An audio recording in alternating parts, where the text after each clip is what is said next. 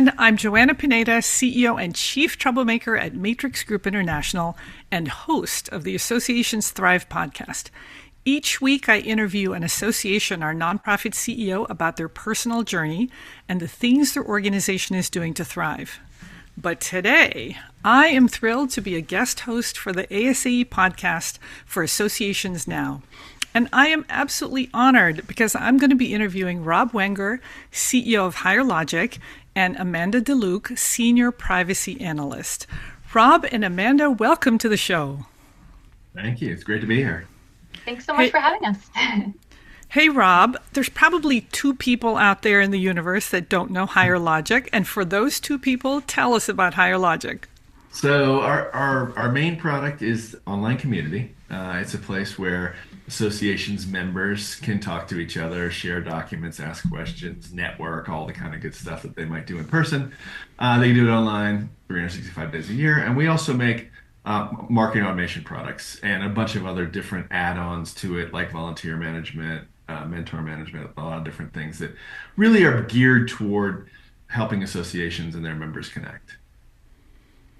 Amanda, you've got an interesting title.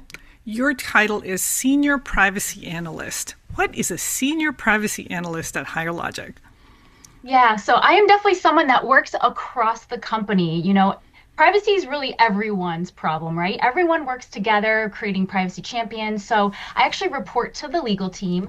I deal with audit and making sure we are compliant for any applicable privacy laws. Also working with our sales team in our data processing agreement and working with marketing. So really just collaboration across the company just to make sure we're staying safe and we're adhering to any applicable laws and staying compliant. Well, that's really interesting because today our topic is AI. And Rob and Amanda, I'm really curious to learn almost two sides of the AI journey at HigherLogic because I bet you're integrating AI into HigherLogic products, but I'm also really curious to learn about your AI journey as a company. Like, how'd you get people trained up and excited about AI so that now it kind of is, becomes part of the culture? So what do you want to start with? Yeah, so we sort of kicked off our internal AI journey in October 2023. I had this idea, in August.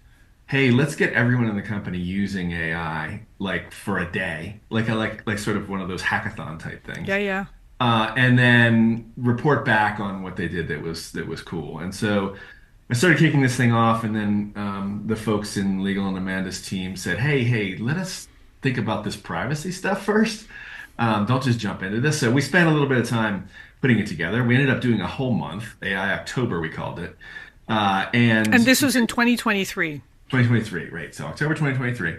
And so we spent a bunch of time, Amanda's team spent a bunch of time coming up with sort of the rules of the thing, like don't just go use any tool and don't put customer data in it and all these kinds of great things. And so she developed processes and stuff like that. I'll let her talk about that because she knows way more about it than I do. But then we ended up doing it as a full month. And the idea was everyone spends 16 hours in October, do some stuff, get in the teams of 1, 2, or 3, play with these tools and come back and report back. And what we ended up doing is having on Halloween, it was a contest with costumes and with who had the best usage of AI. And so it was a lot of fun, but it was a big journey to get there. And I'll let Amanda talk about that because she did most of the work. I just have the big idea and she made it happen.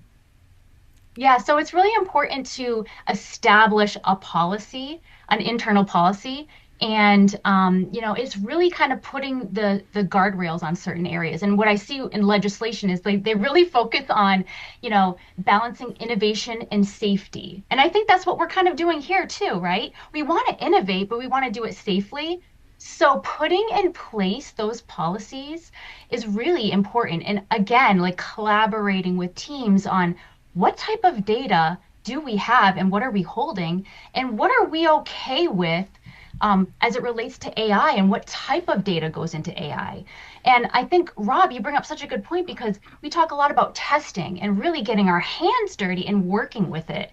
And I think that's so important. And it's really important because AI is ever evolving, that we're always evolving our policy and evolving how we work internally as well. Well, let's step back here because I'm curious about this, and I'll give you a little bit of background. So, I was at a luncheon with a bunch of association CEOs, and a number of them said, "Gosh, we're struggling with AI. What does that mean?" And they said, "We've asked our staff to play, use the tools, and they're either getting pushback or they're not seeing the fruits of some of this experimentation."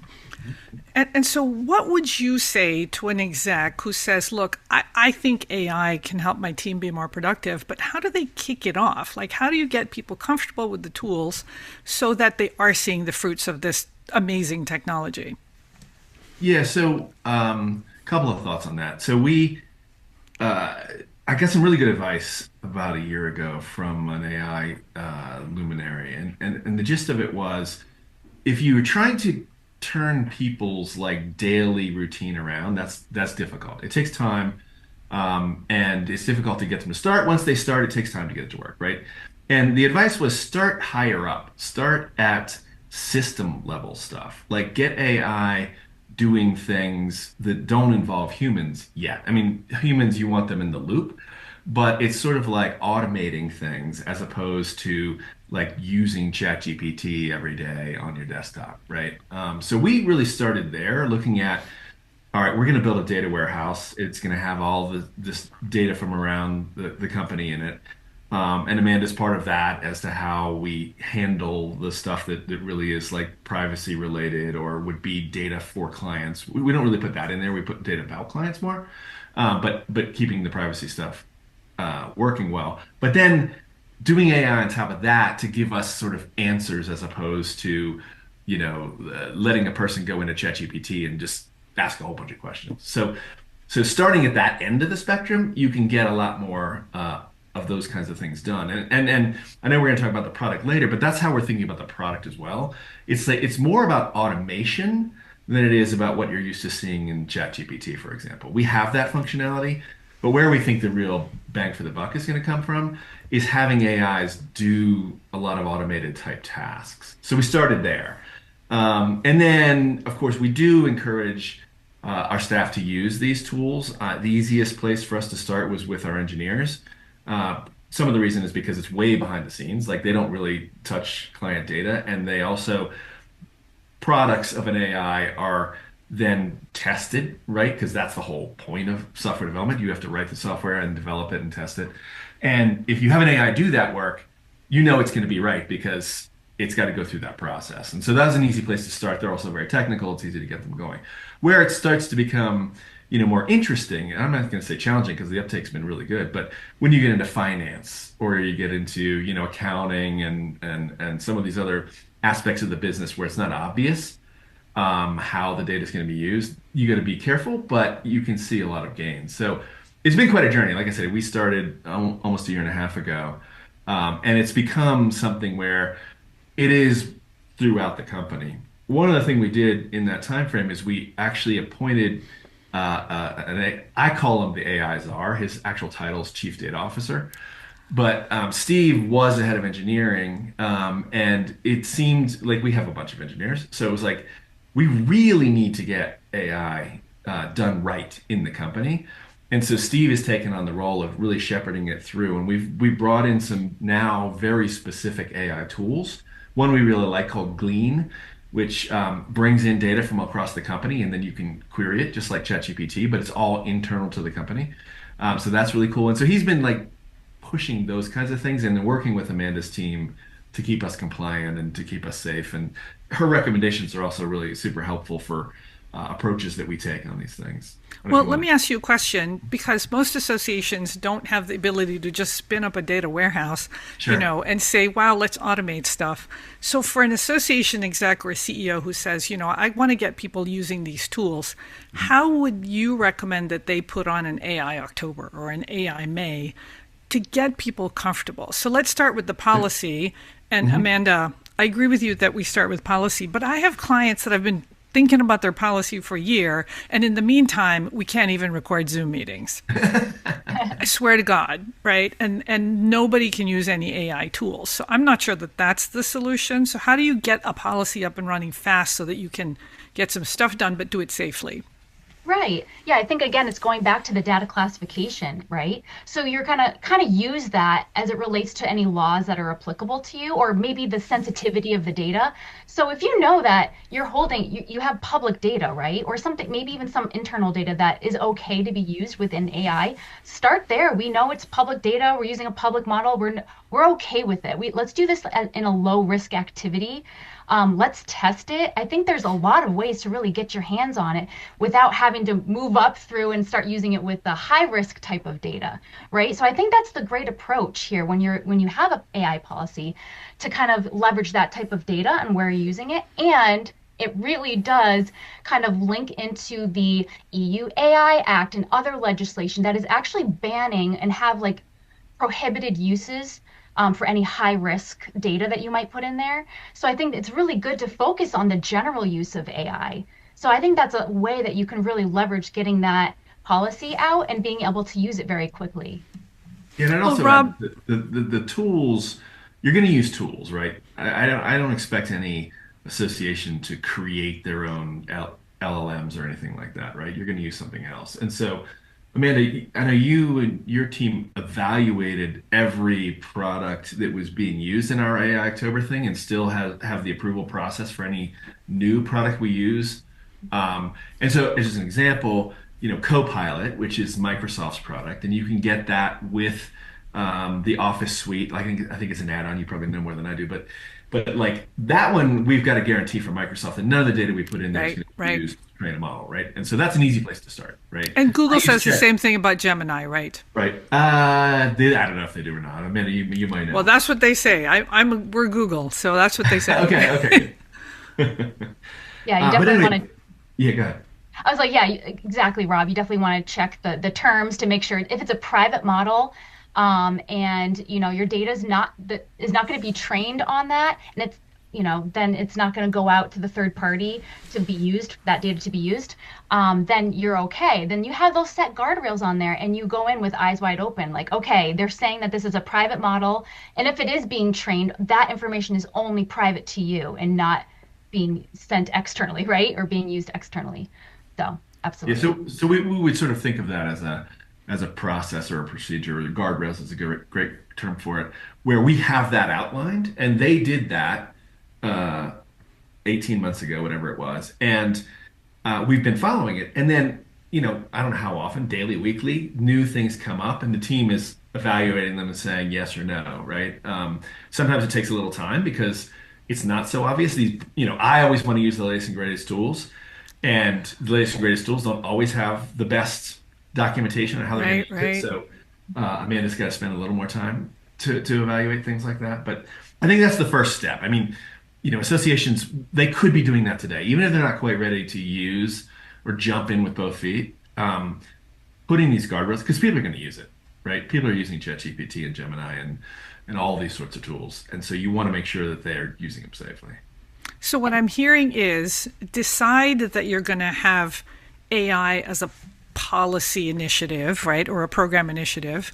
Develop some policies, start simple, have some approved tools, and then give people explicit direction about Hmm? using AI for specific use cases and give them, it sounds like you even gave them guidance about how much time to spend so that then they either weren't spending too little time or too much time on their AI exploration. So it sounds like what I'm hearing from you is be very explicit and intentional with the AI journey. And then at the end of it, you had sharing. So can Hmm? you share some cool stuff that came out of AI October if it's There was not too some confidential? There was nothing confidential. There were some amazing costumes as well. But yeah, actually the one who won the thing. I mean, she's super smart, so I'm not saying I wouldn't have predicted it, but it was in finance. Like she Oh, took she took data and used some tools. Amanda, do you remember all the details of it? She used some tools to make some really cool spreadsheets and reports out of it that took her manually every month it took her, I want to say, 2 days to come up with these things. And then using this new process that mixed AI and some, kind of like workflow type tools, she got that down to a few hours. And so Wow. she won because, first of all, she's a finance person, but like the technology she was able to employ was very impressive. And, literally saving 2 days a month, that got my That's attention. life-changing. Yes, it is. And for her, especially because she's like, well, now I don't have to do those 2 days of work, right? She can do other things. She can go to lunch. Yeah, she doesn't. She works hard on other things because she's that person. But yes, I agree. Are there other cool things that you can share? It was all along those lines. So there was a lot of Okay. stuff in sales. We use a lot of tools like Gong is a tool we use. We record demos, and Gong had some really great AI tools that were introduced then, and they've been made a lot better since, where we can get summaries and we put those summaries into Salesforce so that when we looking back at the account, we can see what was discussed, what the key points, what their pain points are, make sure that we're meeting them with what we're proposing, things like that. There were a lot of things around that. It was really taking the features of existing software. So none of this during AI October was anything we developed. These were all features of products we already had, or things like Copilot that we added for it, that then we just started building on. And then the sharing of the experience was to get others to see what they could be doing, right? I mean, the stuff I did was pretty basic. I wasn't part of the thing, but it was like I just talk to ChatGPT all day long. I don't ask it things that are specific about clients, but I ask it all kinds of questions about things I'm thinking about doing for the product, for example. Oh. And it's really good at telling me these things. So no, it's been awesome. Like you can go in and just ask it, what does an association do? And then drill down for hours and find out every role every person in every association has. And, one of the things that we're trying to do with our product then is say, okay, if you think about jobs to be done, there's 1,000 jobs to be done in an association. Can we automate 200 of them? If we can, that's 20% of their time they get back to do more strategic things or talk directly to members or whatever it is that they want to do to further their missions or run their organizations. So when you say you talk to ChatGPT all day long, as you're going about your day, you'll say, let me ask ChatGPT this, or do you set aside time to have these conversations? And have you named your ChatGPT? I name all of my AI Samantha Ah, because of the movie Her. And if anybody's seen yes. that movie, that is a great look at what this is going to look like in a year or two. But anyway, yes, now I do. I actually have this little cool device. You can't really see it, but it's this little thing called the Stream Deck, and it's got all these programmable buttons. And I have a ChatGPT button. So when I push it, it pops up in front of me, no matter where it is on my massive number of screens and windows that are running, because I just lose it. But yeah, I use it all day long. Like you said in the beginning, I have a question and I immediately ask it. By the way, I think Google, like Google search, it's dead to me. I think it's probably dead man walking kind of thing. Because I ask ChatGPT everything. The only thing I Google is when I need to go someplace, an address, right? Not a physical address, but a web address, and I don't know what it is, or I want to type it. I type it into the search bar, and it comes up with it. But otherwise, ChatGPT is everything. And the reason I bring that up is because it is sort of a cautionary thing. I do think traffic driven to websites is going to really evaporate, might be too strong, but it's going to be significantly impacted by people using ChatGPT rather than Google, because Google drives most traffic to most websites. Right, right, And if people aren't Googling things, ChatGPT doesn't currently. I mean, they have the sort of RAG. Here's where I got the information from, but I right, find that I never click on that. I've been right. using it constantly for over a year, and I almost never click on what they tell me to click on. So be aware of this like sort of lack of traffic and think about your marketing plans are going to have to be different. Right. Wow. Well, this is a very, very interesting and very intentional playbook for really kind of creating an AI adoption strategy at an organization. But let's turn to higher logic, right? Sure. So you've got this suite of products. How are you integrating AI into the products, and why are you integrating AI into the products? Yeah, so we're being very intentional about it. I think what AI is great at, like unparalleled great at, is understanding people's language, right? Talking. It doesn't have to be English, whatever language. what you're actually asking in, human spoken language. It's so good at understanding it. Now, the jury's out on how good it is in giving you back what you're asking for, but in understanding it, it's really good. So that's one of the things. And so we're really driving toward things that are going to move the needle on our organizations do. The first thing we actually built was a little chat window inside of our marketing product and forms, where a person can say, "I want to send an email, to my members. Can you help me draft it?" It's just I could have done that in ChatGPT and pasted it in here, Right. but we want to put that in place, and that's very easy because you can click it or not click it. It writes it for you, and then you can edit it before you send it. So it's, an easy way to get into it. Second thing we did is we did this thing called the bulk uploader, which I've wanted to do forever, but couldn't figure out how, which is we have a resource library, right? It has 1,000 PDFs in it. I wanted to upload all 1,000 PDFs at one go, but it requires like a description and a title and potentially tags in order to arrange it, right?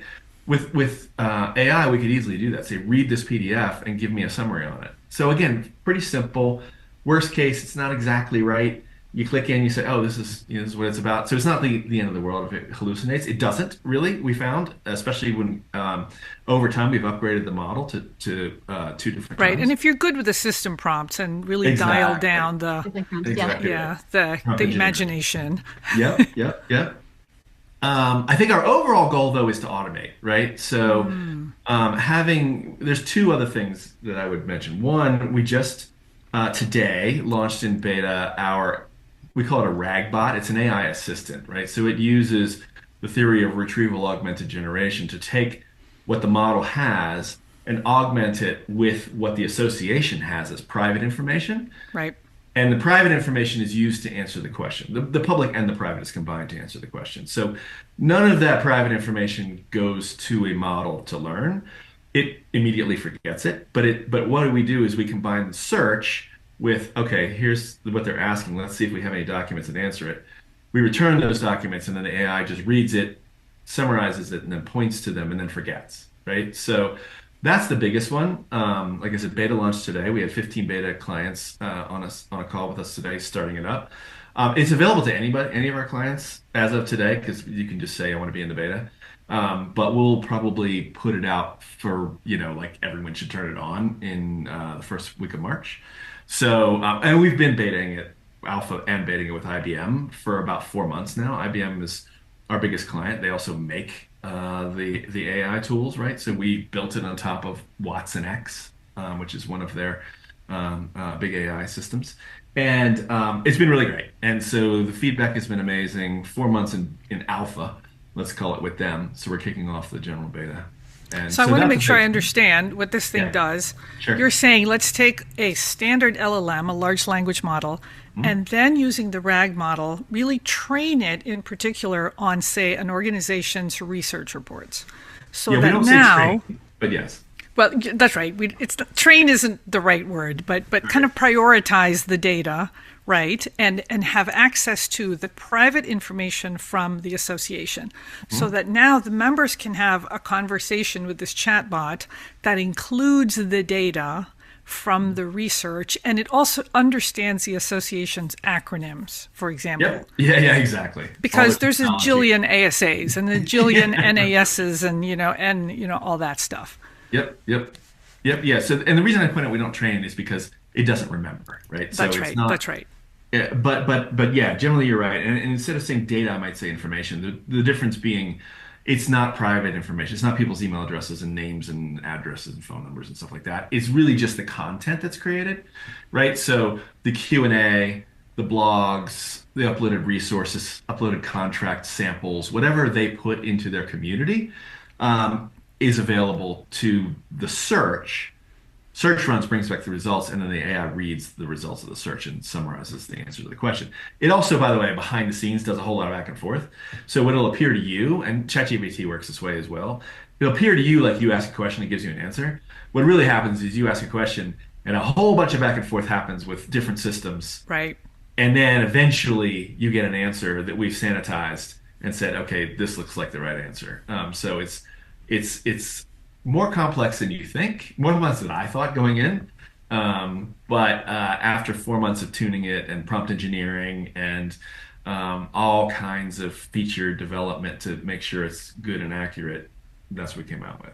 So that's number one. Number two, our main strategy really is to automate as many of the sort of the small repetitive tasks that have to happen to run an organization like an association. And anything that a computer and an AI can do, let's have them do it so that the staff doesn't have to do it. Simple example, I asked ChatGPT, what are the big questions that someone in an association membership department gets from members? And it came up with a list of like 50 questions. And I said, how many can an AI answer? And it was probably about half of them. That an AI could just read the Pretty website good. and give the answer. And so if a member, instead of calling the association and asking the question, asks the chatbot, and the chatbot can give them the answer, it's done. The other half, it could also answer with a little bit of work. Like if I said, what are the member benefits, right? It would be able to answer that just from looking at the website. So it could tell me the member benefits. If I say, when does my membership renew? It has to look up who I am and see when my membership renews and answer that question. And the third level is, can you register me for the webinar next week? Right. So that's a sort of what I call doing. So Yeah. one is reading, one is doing. When you get to the doing level, that's when it gets really, really cool. And these things we call agents, The agentic experience, the right? agentic experience, exactly. We're making dozens of agents with hundreds of skills each. And then the AI, and we get back to what I said about understanding English really well or language really well, is when you ask, it can just match up what you're asking with its skills. And it's much more like we call it deterministic. It's much more likely to do the thing right than if you just let it do whatever it wants to do. Now let's take a quick break from the conversation for a word from our episode sponsor, HigherLogic. Is your association struggling to keep your members connected and engaged?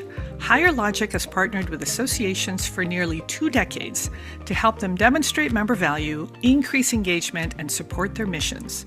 Their comprehensive HigherLogic Thrive platform was built to help associations create a complete member ecosystem and leverage data to personalize their member experiences. With one easy-to-use system, you can support all your offerings, from your online community to your marketing campaigns to your job board to your mentoring and volunteering program and more. Plus, their built-in AI features, automated workflows, and robust analytics will save you tons of time so you can focus less on manual tasks and more on high-impact strategic work. HigherLogic Thrive has everything associations need to gain real-time insights to keep members connected, engaged, and coming back for more.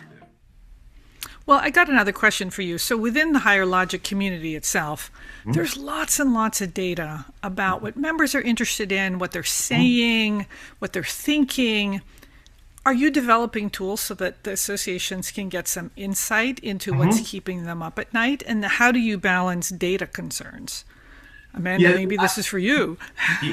yeah. I'll let her answer the concerns question. I'm not concerned, but then I have Okay. her backstop, so I don't need to be.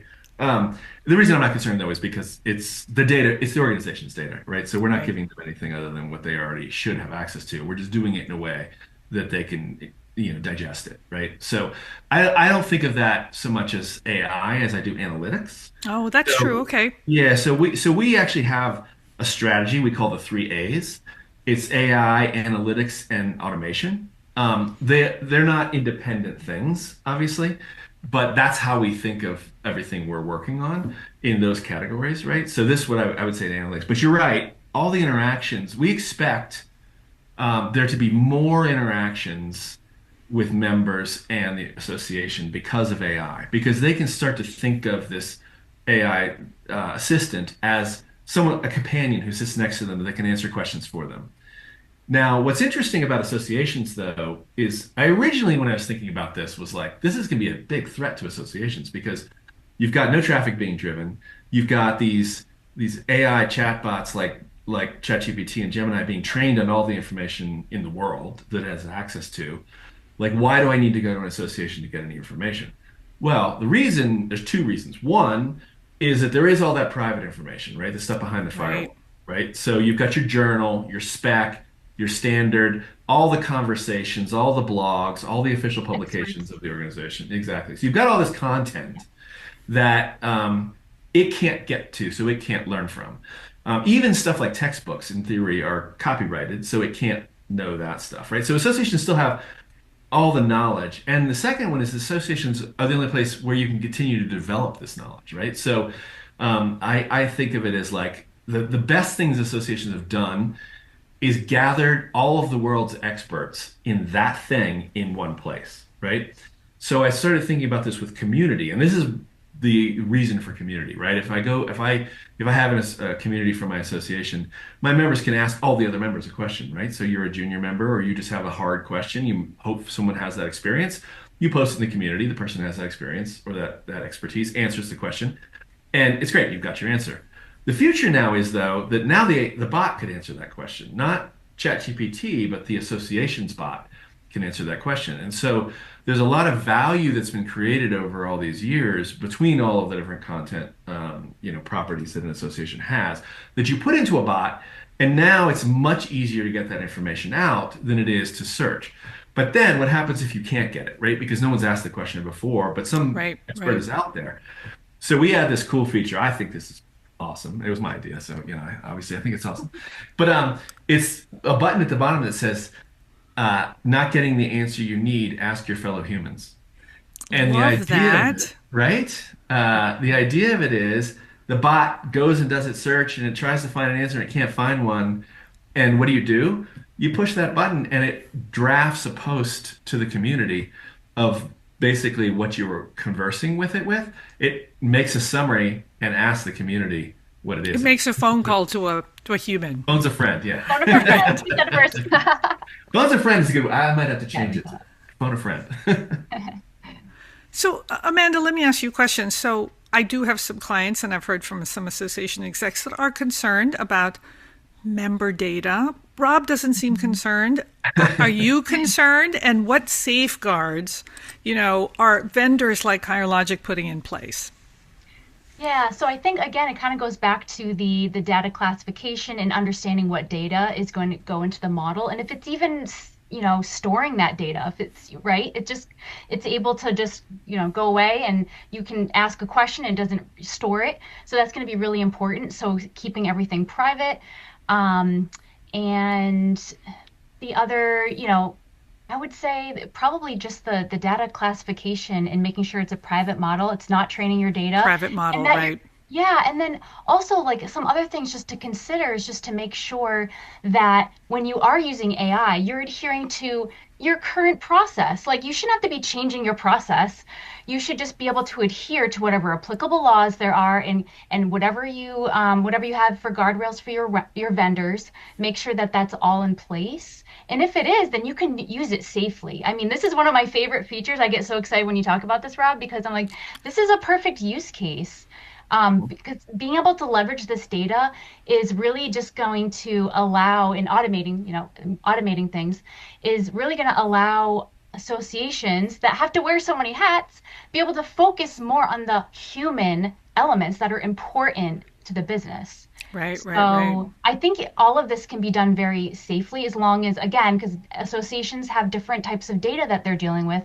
It's just making sure that you identify the types of data, do your due diligence, making sure that it's private and it's not training a model, and that it's staying internal. And then as long as you follow all of those guardrails, I think you can really do this safely, as well as like if you do have something that you have concerns about, make sure to talk to your teams about that. And then also you may just need to be transparent, talk about in your terms of use or in your privacy policy, like this is what's being used, and just being very transparent and upfront. I think that's really important too. So what Yeah, I'm I hearing think from you is have a conversation with your vendors or your industry partners to say, what's going to happen to my data? Is it private? Show me your terms of use and your privacy policies so that I can be comfortable that we're not training the LLMs on my member data. Exactly. Yeah. and Rob, I'm sorry I interrupted. no, it is exactly where I was going. What makes it easier and harder for us? Easier because there's a thing called SOC 2, right? Yes. Which is something we have to comply with. Well, Because explain what SOC 2 is. I'll let Amanda explain it. Okay. I'm familiar with SOC 2 because Yeah, we have to yeah, go yeah. through that too. So, Yeah, the way to explain it is it's basically taking a look at all of the controls that you have in place at your business, right? And making sure it's showing proof and accountability of those controls being in place and that they're working properly. So that's usually, how I would describe SOC 2 audit. There's different types of SOC 2 and type 1, type 2, type 3, right? So depending on the type of data you're processing, but yeah, that's you want to be testing those controls to make sure they're working properly.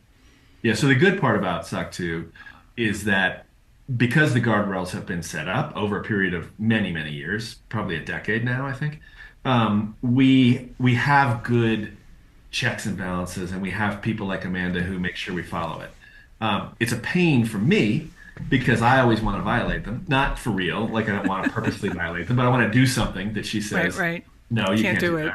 that. Which is great, but it both speeds us up and slows us down. So an association probably doesn't need to and doesn't want to take on the burden of becoming SOC 2 compliant, but their vendors should, right? So Right. HigherLogic does it. Most of the organizations, I think, in the association space are certified SOC 2 compliant in one level or another. And so I don't think, as long as they have that, they shouldn't be too worried about it, but they might want to be informed about it. Right. So Well, yeah. Rob and Amanda, I'm being told that we have to, stop this conversation soon. I could talk to you guys all day. But before we go, what's two things that you would recommend to an association exec who says, I'm just getting started? What should be in their playbook? Yeah, I think number one is what we talked about earlier. Just have a plan for how to deal with it, and just even if you're not going to do it right away, make the plan because then you know what it's going to entail. The planning, the process of the planning will get you where you want to go. And the thing I tell everybody, whether an association executive or my mom, is just use one of these tools. Play with it. Like I said, I replaced Google with it, and I never looked back. It wasn't overnight though. It was even a month ago I would start to Google something, not get an answer, and be like, wait, why am I doing this? And go use ChatGPT. It takes some time to build those muscle memory. So I would say encourage your staff to just take that journey at least, and then you can become more sophisticated. I would also say, and I'll let Amanda talk more about this, but when we finished October, at the end of it, we put on a webinar for the association world to just like hear what we'd done and all of the sort of artifacts of that, the rules and regulations and stuff that Amanda and her team produced, we made available. So if you do want to start, I'm not suggesting necessarily doing AI October, especially because I wouldn't wait till October. But if you can do, AI April. AI May. Yeah, exactly. Those resources are out there from us, or there's a lot of other sources. And Amanda, you're the expert on that, so. Yeah. I Amanda, think you got the final word. so clear company statement and communication is really important. Like, why are we doing this? Like, what is your scope? I think being very clear in how you communicate, what is important? Why do we want to use this AI? And what is it? How are we going to benefit from it? So I think just answering those questions up front is really important. And it gives everyone sort of the fire to want to start using it and getting really excited. So that's something that I felt when we started using AI October. I'm like, oh my gosh, we have something clear coming from Rob, and we were all excited about using it. So I think that's really important. That's one step. And then really, I'm going to just hone in again on that data classification, understand the types of data that you're holding and the vendors processing it. Because I've seen some of these vendors, it's sort of happening like with this Trojan horse thing where AI just gets turned on by default and you don't know about it. I've seen that happen where you have to go in and actually manually turn it off. Or I think that's really important is to be able to know your data, know where the data is being processed, and know your vendors processing it, especially as it relates to AI. Wow. Well, I have enjoyed myself tremendously during this interview. I've learned a whole lot too. I want to thank you both, Rob and Amanda, and thanks to ASAE for letting me host and being part of this amazing conversation. Thanks for having us. It was a lot of fun being here, and yeah, happy to answer any questions anytime. Thank you so much, Joanna. It was a pleasure. Well, I'm sure there'll be show notes that has links to resources, knowing ASAE. Thanks to everyone for listening to this episode of Associations Now Presents. Join us each month as we explore key topics relevant to association professionals, discuss the challenges and opportunities in the field today, and highlight the significant impact that associations have on the economy, the U.S., and the world. Be sure to subscribe to our podcast on Apple, Spotify, or wherever you listen to your favorite podcasts. And for more information on AI in the association space and how it's transforming our community, visit Associations Now online at associationsnow.com.